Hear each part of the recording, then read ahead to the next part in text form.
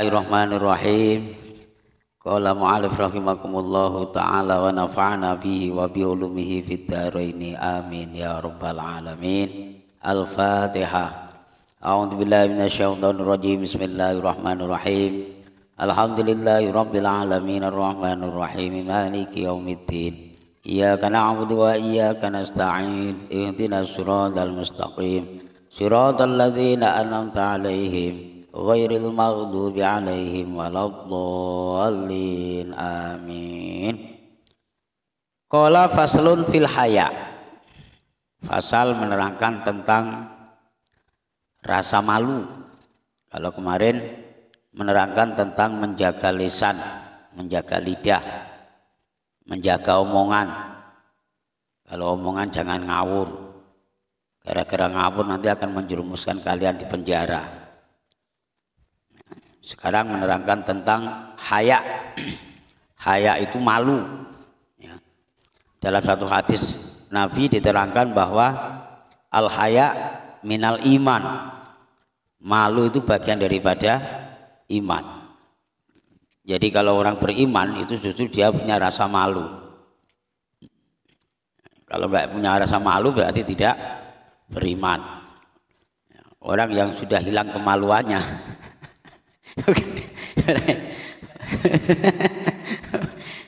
orang yang sudah hilang rasa malunya gitu, itu berarti sudah tidak punya rasa imannya. Tapi jangan semuanya juga dianggap malu, nanti lama-lama jadi malu-maluin.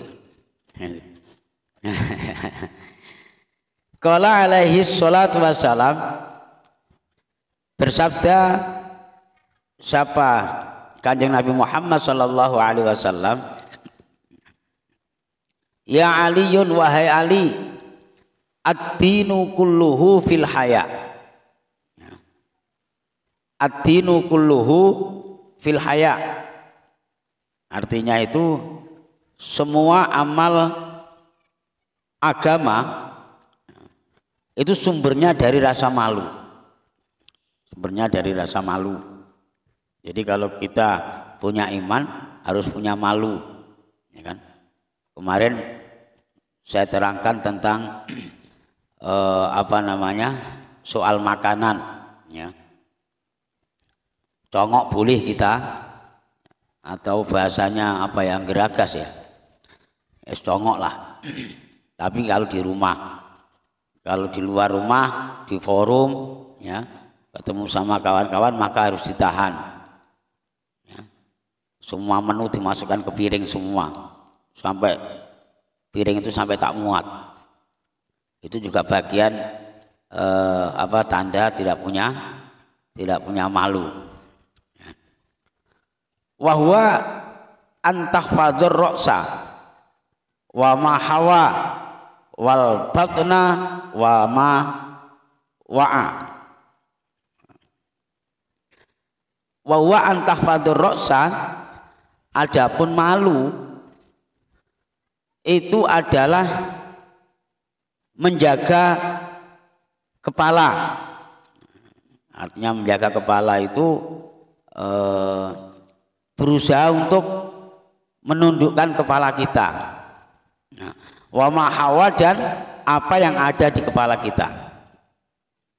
Artinya dengan ilmu yang kita miliki, yang ada di akal kita, yang ada di kepala kita, maka tidak usah kita pamer-pamerkan, ya. Buatlah untuk merunduk, ya, walaupun toh banyak ilmumu. Maka kalau isyarah-isyarah orang-orang Nahdlatul Ulama, orang-orang NU itu sekuat apapun, sehebat apapun, sepandai apapun ilmu yang ada di di kepalamu, maka tutuplah, ya.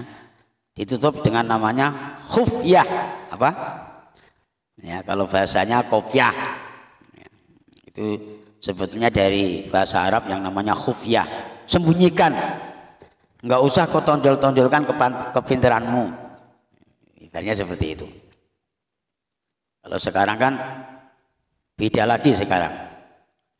belum lagi punya ilmu banyak, nah, sekarang malah justru memamer-mamerkan ilmunya. Sikit-sikit salah, sikit-sikit salah.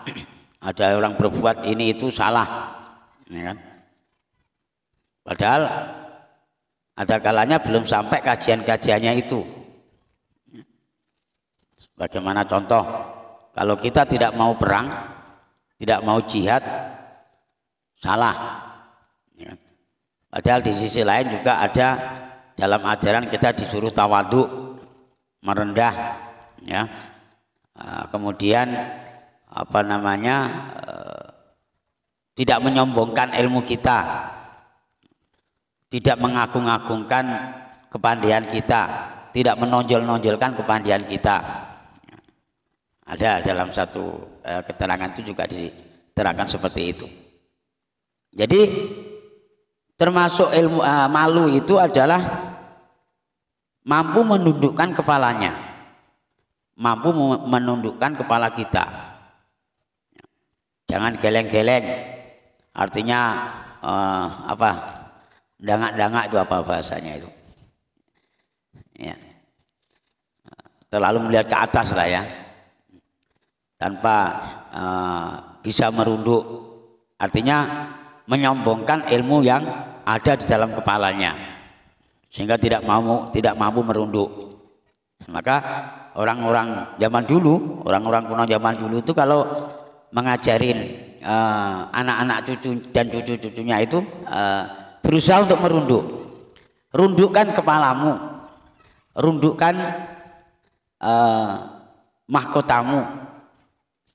Itu bagian daripada tawadhu, itu bagian daripada rasa sifat malu, malu terhadap manusia, malu terhadap Allah Subhanahu wa Ta'ala. Di antaranya malu terhadap manusia, walaupun toh dia banyak ilmu, ya kan, tapi belum begitu mahir, merasa bahwa belum begitu alim, maka mereka malu dengan orang sebelahnya atau orang di depannya, merasa bahwa dia belum hebat, merasa bahwa kita tidak punya apa-apa, kita tidak bisa apa-apa, ya, dan merasa bahwa orang lain itulah yang punya apa-apa dan bisa apa-apa, sehingga itu membuat diri kita malu. Saking malunya dia, kita selalu menunduk di hadapan siapa saja. Bahkan menunduk di hadapan Allah Subhanahu wa Ta'ala. Kita sadar diri bahwa kita seorang hamba yang belum mampu mempersembahkan diri kita sebagai seorang hamba terhadap Rabb-nya atau terhadap Tuhan, terhadap Allah Subhanahu wa Ta'ala, dengan kurangnya ibadah kita, dengan kurangnya muamalah kita dan seterusnya. Nah, maka bentuk daripada rasa malu di dalam diri kita, kita harus mampu menundukkan kepala kita, ya. Kemudian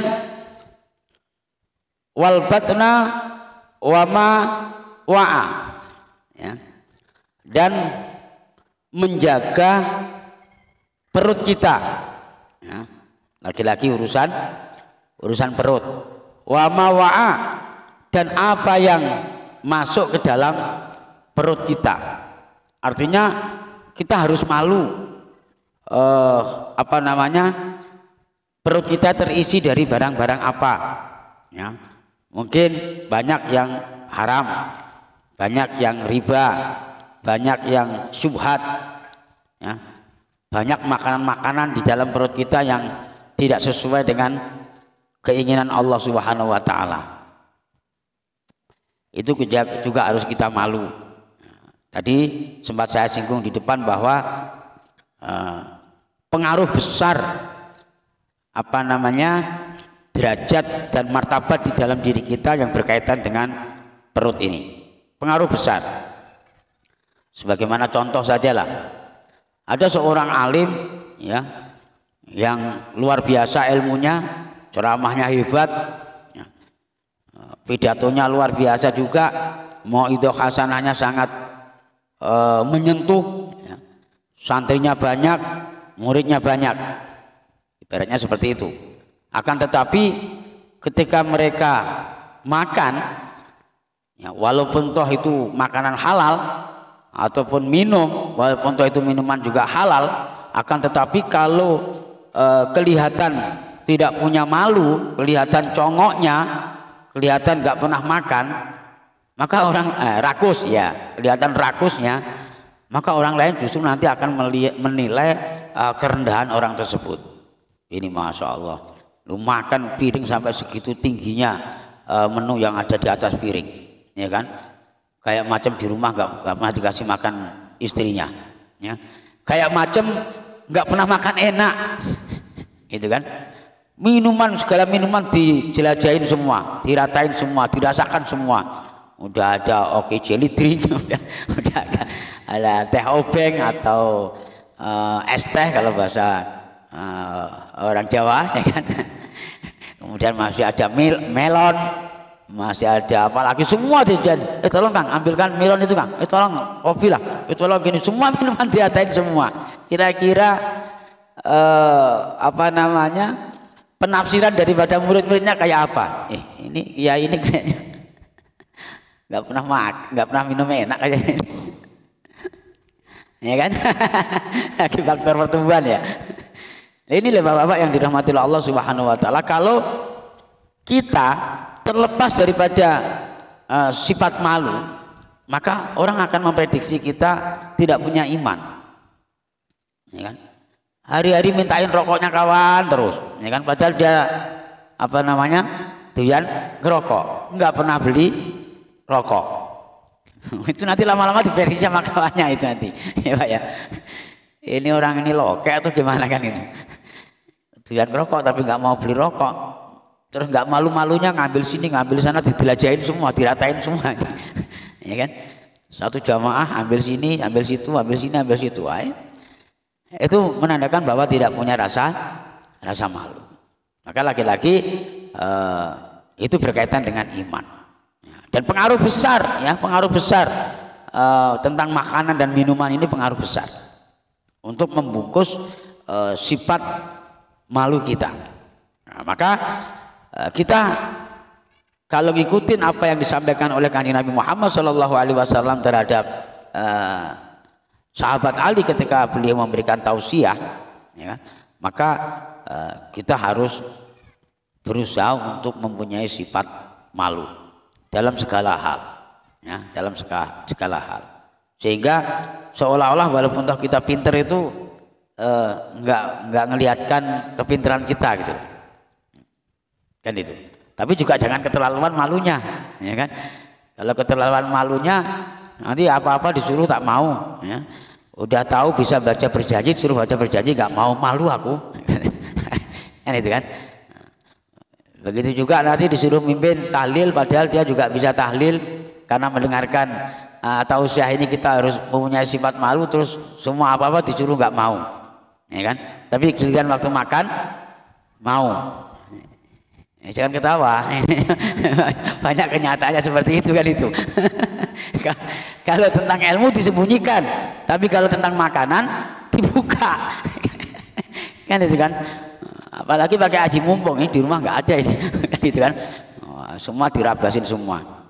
Itulah kata Kanjeng Nabi, al haya minal iman. Haya ataupun malu itu bagian daripada iman. Pembahasannya al-haya itu cuma sedikit saja dalam kitab ini, maka sampai di sinilah keterangan sifat malu ini. Mudah-mudahan ada manfaatnya dan kita bisa mengaplikasikan dalam kehidupan kita sehari-hari, dan mudah-mudahan ada manfaatnya. Amin ya rabbal alamin. Al-Fatihah. A'udzubillahi minasyaitonirrajim. Bismillahirrahmanirrahim. Alhamdulillahirabbil alamin. Arrahmanirrahim. Maliki yaumiddin. Iyyaka na'budu wa iyyaka nasta'in. Ihdinas siratal mustaqim. Siratal ladzina an'amta 'alaihim ghairil maghdubi 'alaihim waladdallin. Amin.